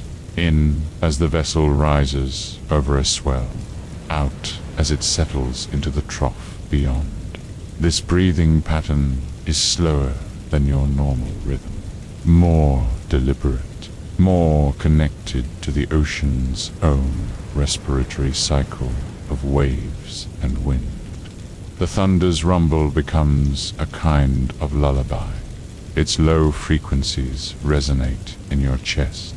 They create physical sensations that encourage rest rather than alertness. The storm's voice has become personally welcoming, individually calming, like a large friend speaking in gentle tones from a comfortable distance. Rain taps more softly on the cabin's walls and porthole. The sound is intimate now, personal, like fingers drumming gently on wood and glass. The precipitation has become part of your private environment, part of the cocoon of sound that surrounds your movement toward sleep. You pull the blanket higher. It covers your shoulders now, creates complete warmth for your upper body. The wool's weight is distributed evenly across your torso. It rises and falls with your breathing. It moves gently with the ship's motion. The blanket becomes part of your body's adaptation to rest at sea. The cabin rocks you in its wooden embrace. The bed moves with the ship. The blanket moves with your breathing. Everything participates in a complex rhythm of comfort and motion. You are held by multiple systems, all working together to provide rest within travel, peace within storm passage. Your eyes close more frequently now. The porthole's display becomes increasingly intermittent in your awareness. You see flashes of rain patterns, glimpses of streaming water, brief impressions of grey light and weather activity. But these visual experiences fade in importance as sleep approaches. The storm settles into a steady pattern beyond your window, no longer changing or intensifying, simply maintaining its presence while you transition from wakefulness to rest. The thunder becomes as regular as breathing. The rain becomes as constant as heartbeat. Weather becomes the soundtrack for your entry into sleep. You adjust your position one final time. Your body finds its optimal alignment with the bed, with the blanket's weight, with the cabin's motion through the water. Everything settles into place.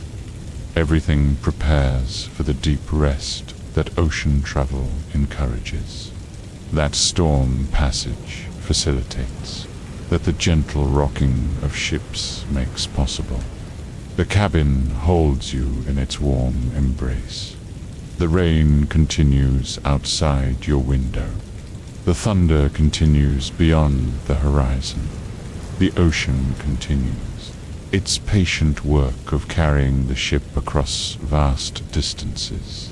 And you, wrapped in wool and warmth, begin your descent into the deep rest that only comes to those who have learned to sleep while moving across endless water, while weather creates symphonies outside their windows, while storms pass safely in the distance and ships rock gently through the night. Sleep comes in waves. Like everything else at sea, you drift downward through layers of consciousness, each level deeper than the last. The cabin's warmth holds you. The blanket's weight anchors you. The ship's gentle motion carries you into rest as surely as it carries you across the water.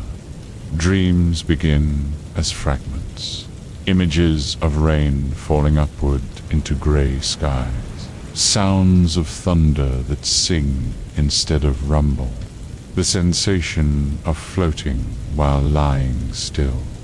These early dreams are connected to the day's weather, to the storm's distant voice, to the rain's constant presence on deck and porthole. The ship rocks you deeper. Each wave that lifts the hull also lifts your consciousness toward some floating state between waking and sleeping. You are aware of motion without being awake, conscious of comfort without being alert, present in the cabin while traveling through interior spaces that have no geography. Outside your porthole, the storm continues its patient work. Rain still streams diagonally across the glass, but now you perceive it only dimly, through the filtered awareness that comes between sleep and waking. The water trails become abstract patterns, lines of silver light that spell stories in languages you almost understand. Thunder arrives as a friend now. Its rumbling voice carries no threat, no urgency. It speaks of vast spaces and distant weather, of systems larger than ships or passengers or individual rest. The sound penetrates your dreams and becomes part of their landscape. Thunderlit scenes where rain falls in impossible directions, where ocean and sky exchange positions without concern. Your breathing has slowed to match the ship's rhythm through the waves.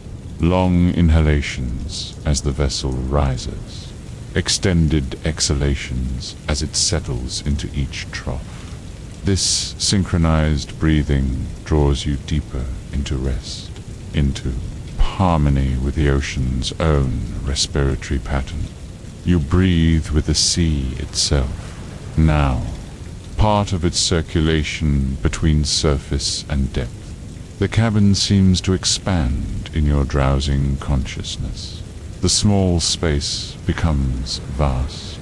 The narrow bed becomes a floating island in an ocean of comfort.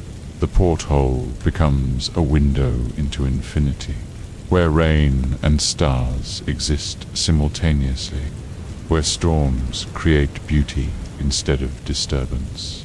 You dream of walking on water that supports your steps, of rain that falls, warm and welcoming against your face, of thunder that speaks your name in languages older than words.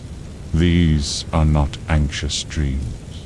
They are dreams of integration, of belonging to weather systems and ocean rhythms, of finding your place in the vast conversation between water and sky.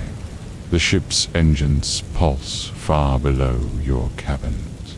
Their rhythm is slower now, more relaxed, like a great heart that has learned to beat in time with waves rather than against them. This mechanical heartbeat becomes part of your sleep's soundtrack, part of the complex lullaby that ocean vessels create for their passengers during long nights at sea. Rain continues its streaming patterns on your porthole glass, but in your sleep state, these patterns become writing, messages from the storm system to anyone wise enough to read weather's liquid script. The words dissolve and reform. They tell stories of clouds that travel impossible distances, of storms that carry good intentions across lonely waters. Your body has adapted completely to the ship's motion. Your muscles no longer tense against unexpected movements. Your balance no longer works to compensate for unfamiliar tilting. You have become fluid yourself, responsive to the vessel's dance with waves, part of the ship's passenger load that moves as one entity through the water. Dreams deepen. You find yourself in a vast library where books are made of rain. Pages turn themselves as wind moves through the endless shelves. The stories change as you read them. Words become droplets. Sentences become streams. Paragraphs become rivers that carry meaning from page to page without regard for conventional narrative structure. The thunder in your dreams has become musical, not just rhythmic, but melodic. Different storm cells contribute different instruments to an orchestra that spans the entire horizon. Lightning provides percussion, wind supplies woodwinds, rain creates strings. The ocean itself serves as a resonating chamber that amplifies and harmonizes all other sounds. You sleep more deeply. The porthole's light grows dimmer in your awareness. The rain's sounds become purely abstract, musical notes rather than weather phenomena. The cabin's warmth spreads through your body like liquid comfort, like drinking warmth itself, like being immersed in temperature that exactly matches your body's needs. Time becomes fluid in sleep. Minutes stretch into hours. Bows compress into moments. The storm's duration becomes irrelevant. Rain falls for eternities that lasts only seconds. Thunder rolls for brief instants that contain entire lifetimes. You exist in sleep time, where clocks measure waves rather than minutes. Your dreams include other passengers from the ship, but they are transformed by sleep into fellow travelers through weather rather than through geography. You share dreams of flying through rain clouds, of swimming through thunderheads, of walking on storm systems that float like islands in atmospheric oceans. The cabin rocks you in deeper rhythms now. Not just the surface waves, but the deep swells that move through ocean basins. Waves that began as wind disturbances thousands of miles away, that have traveled across by entire weather systems to reach this place, this ship, this night. Your sleeping body receives these ancient motions, these gestures from distant storms, these messages from far weather. Rain becomes a presence in your dreams rather than an event, not something that happens, but something that exists, like air or light, or the basic substances from which everything else is made. You breathe rain. In your dreams, you speak in droplets. You think in the rhythm of precipitation falling on various surfaces. The ship's wake extends behind you in dream geography. But instead of disturbed water, it becomes a trail of stars, of lightning, of crystallized thunder that forms temporary islands in the darkness. Other dream ships follow this trail. A convoy of sleeping passengers, all traveling toward the same destination that exists somewhere beyond weather, somewhere past the horizon of rest itself.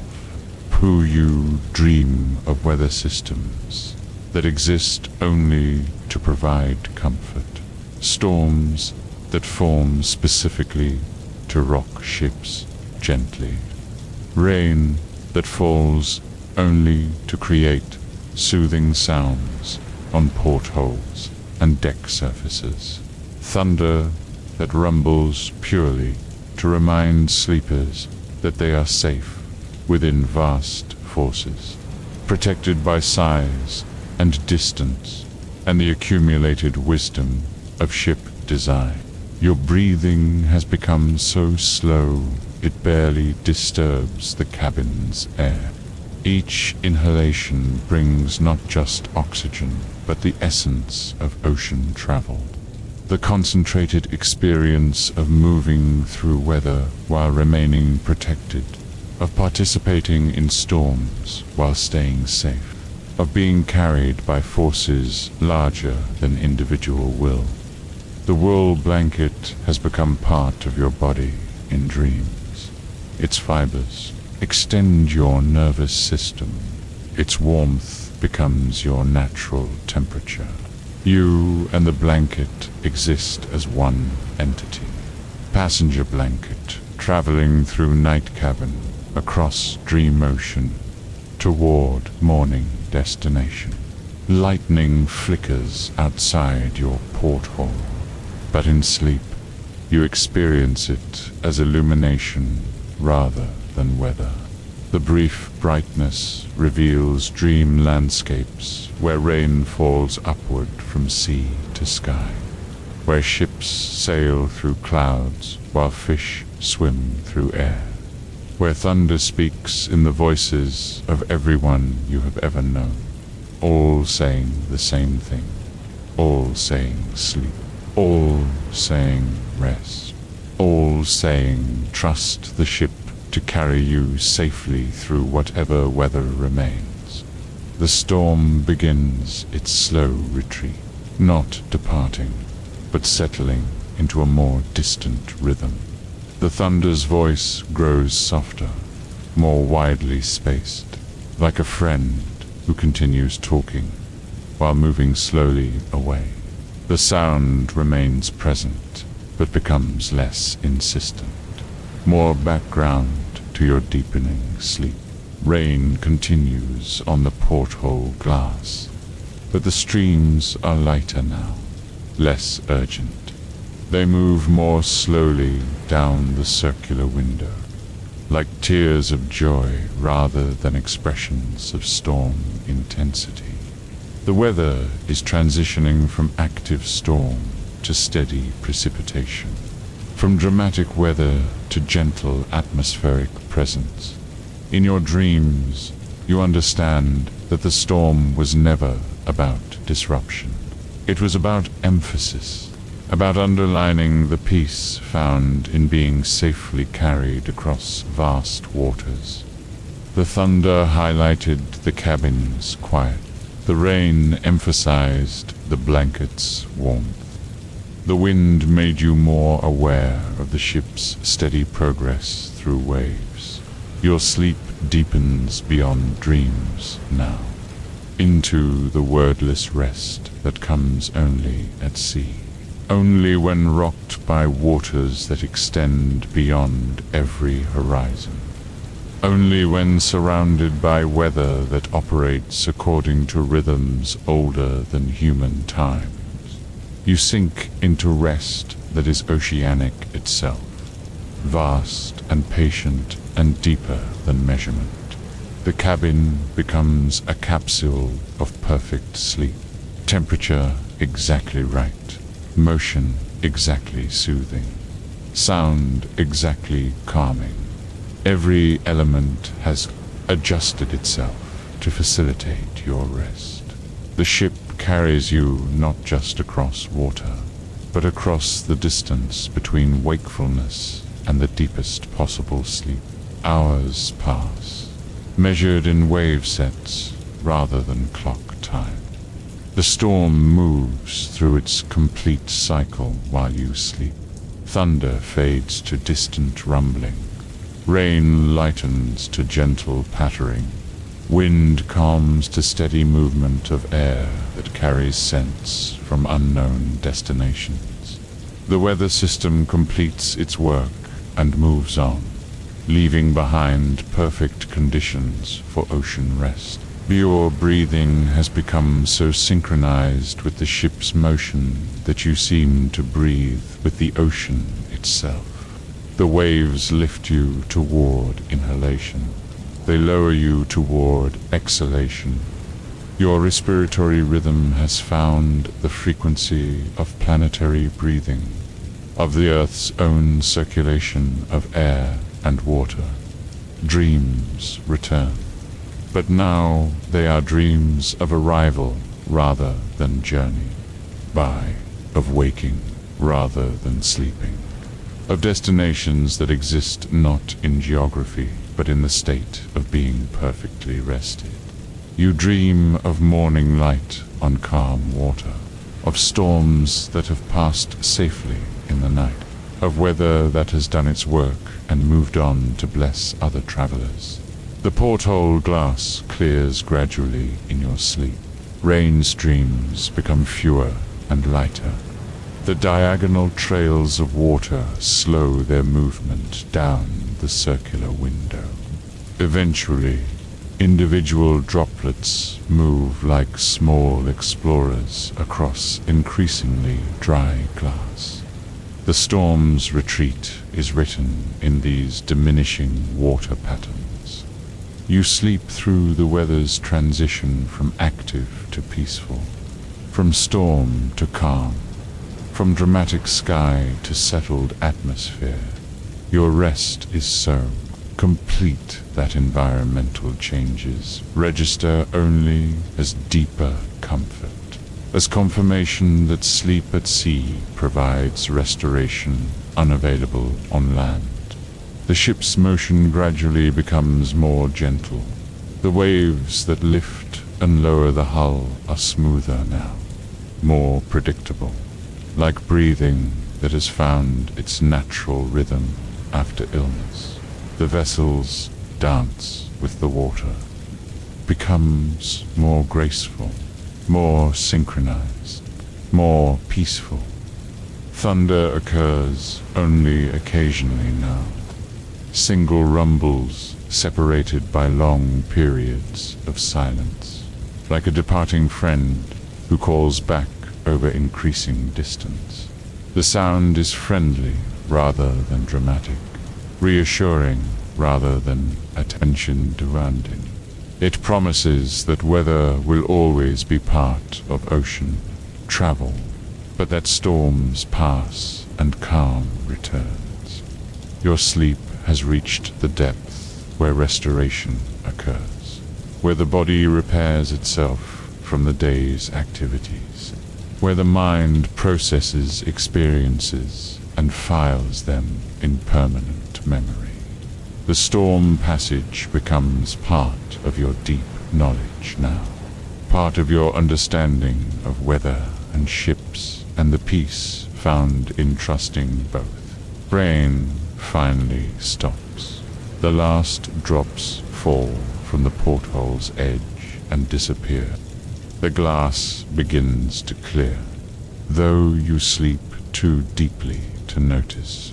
The storm system has moved on to other waters, other ships, other passengers who need to learn the lessons that weather teaches about patience and trust, and finding rest within motion.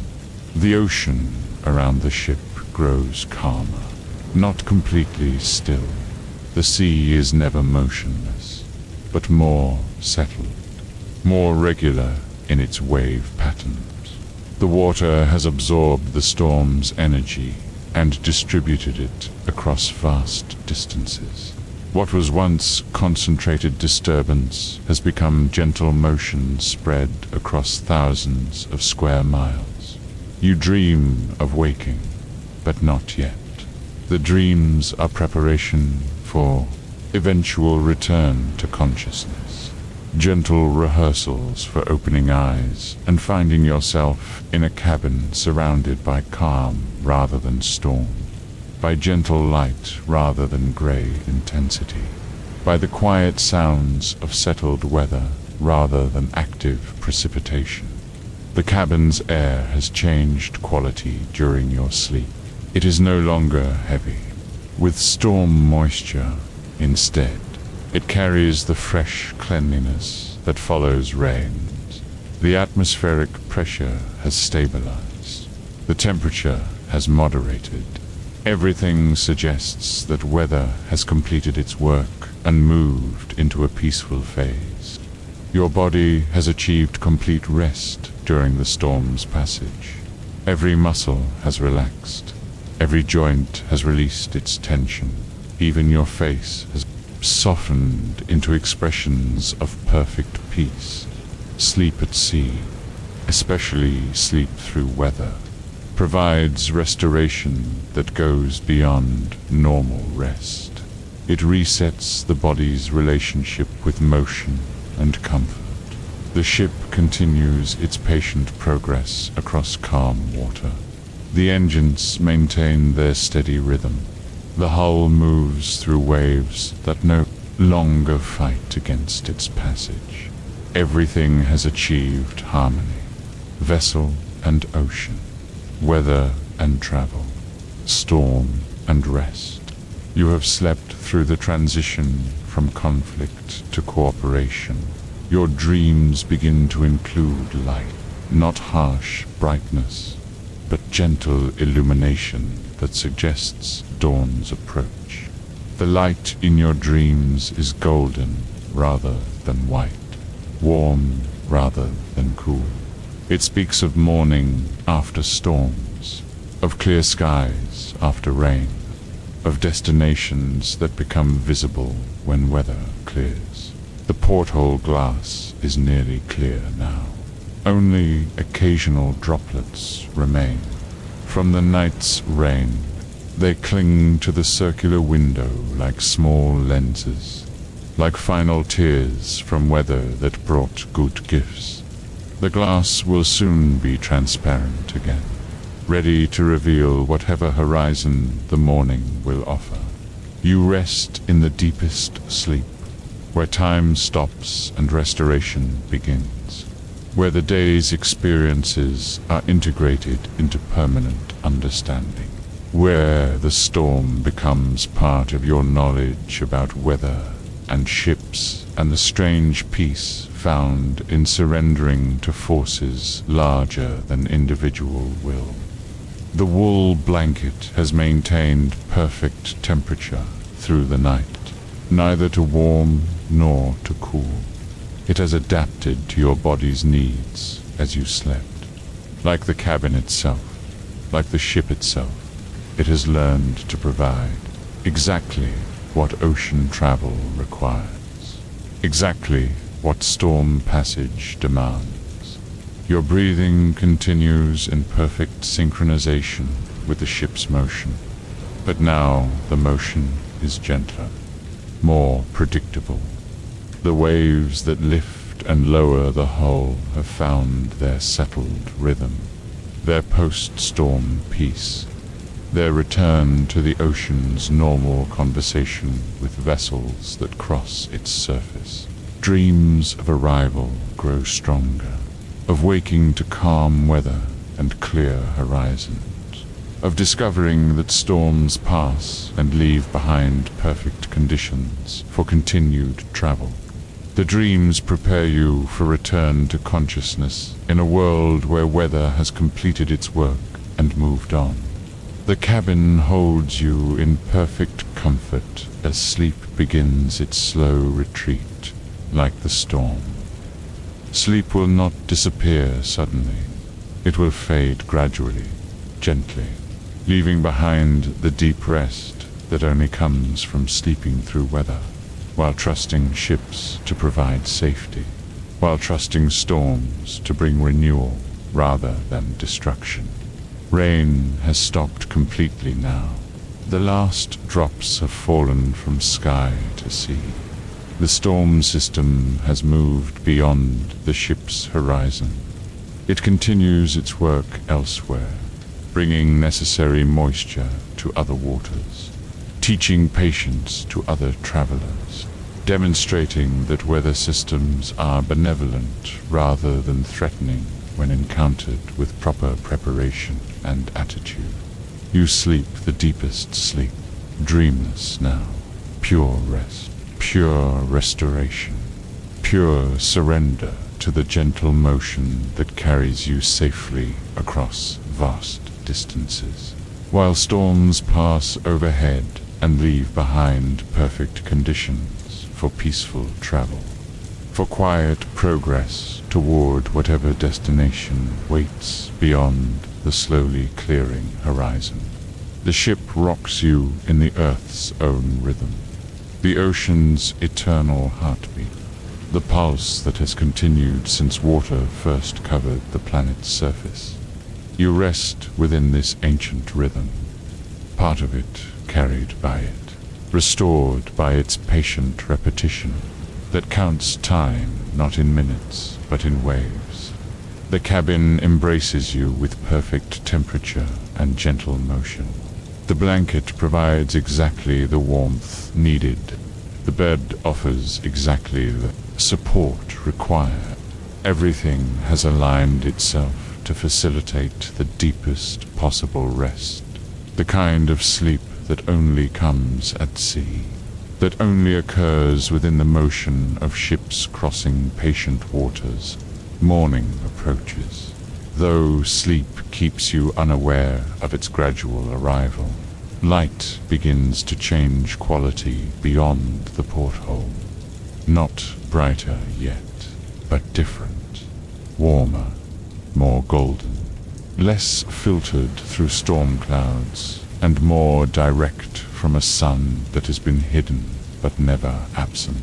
Your rest continues, complete and restorative, deeper than land sleep, more peaceful than any rest found within stillness. The gentle motion continues to rock you in the arms of an ocean that has learned to cradle ships, that has mastered the art of carrying sleeping passengers safely across waters that stretch beyond every horizon. The storm has passed. The cabin holds you in warmth. The ship carries you toward morning across calm seas. And you, wrapped in wool and peace, sleep the deep sleep of ocean travelers, of those who have learned to trust weather and ships and the ancient partnership between human vessels and the patient sea that carries them safely through the night. The rain has ended. The thunder has faded to memory. The horizon waits to reveal itself when sleep releases you to discover what morning brings to those who have rested safely within the storm's embrace. But not yet, not quite yet. Sleep continues, deep and peaceful, rocked by gentle waves, surrounded by the quiet that follows storms, protected by the cabin's warmth and the ship's steady progress across waters that have returned to their eternal patience. You sleep, and the ocean carries you safely through the remaining darkness, toward whatever dawn awaits those who have learned to find perfect rest within the gentle motion of ships crossing endless seas.